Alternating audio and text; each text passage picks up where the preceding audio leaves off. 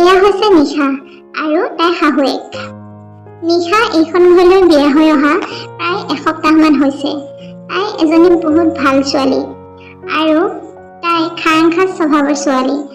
যি কয় মুখৰ আগত কৈ ভাল পায়। তাই যথেষ্ট প্ৰেক্টিকেল ছোৱালী। নিশাৰ শাহুৱেকো যথেষ্ট ভাল। নিশাই শাহুৱেকক ভালো পায় আৰু যথেষ্ট সন্মানো কৰে।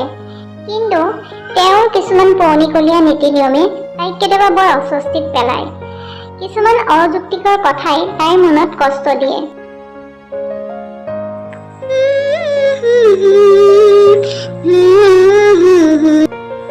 কেহে ভাল লাগিছে পাই, ইমান গৰম আছে, গাটো ধুইহে ভাল লাগিছে। নিশা শুনাচোন এইফালে। অ মা কওক, কিয় মাতিছিলেনো? তুমি যে তোমাৰ মেখেলা পেটিকোটবোৰ আগফালে মেলি থৈ আহিছা, কিয় মেলি থৈ আহিছা আগফালে? অ মা, আগফালে মেলি থৈ আহিছো। কি হ'লনো? কি হ'লনো মানে?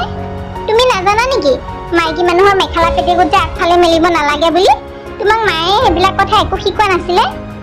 কি? এইটো আকৌ কেনেকুৱা কথা মা? মাইকী মানুহৰ কাপোৰ আগফালে মেলিব নাপায়? অ নেপায়তোন।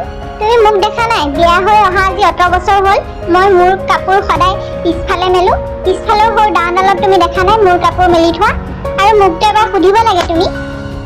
মা, এই সৰু কথাটো মই সুধিবলগীয়া কথা বুলি নাভাবো। আৰু এটা কথা, ইয়াত মতা মানুহ মাইকী মানুহ বুলি কি আছে?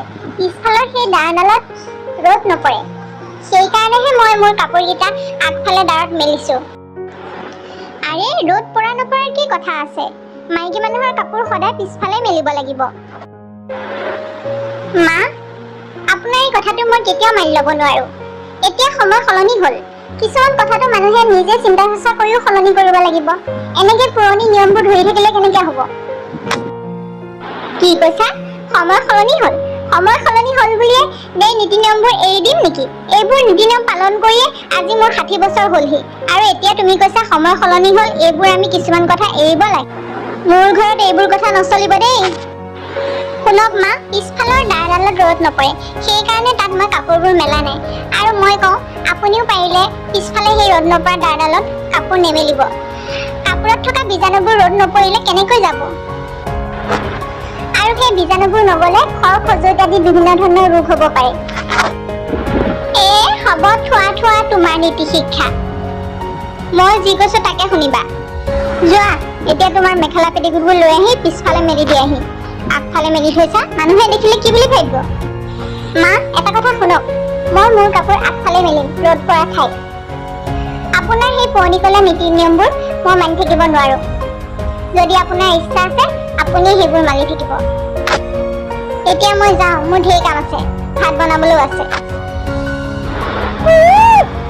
লাট চাহাবৰ বেটি, তাই কথা শুনা। তাই এইখন ঘৰৰ মহাৰাণী ওলাবলৈ আহিছে। পিছে বোৱাৰীয়ে বৰ এটা মিছা কোৱা নাই।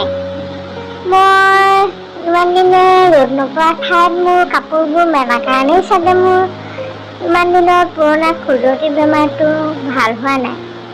এৰা, এই নিয়মবোৰ এৰিবৰে হ'ল পায়।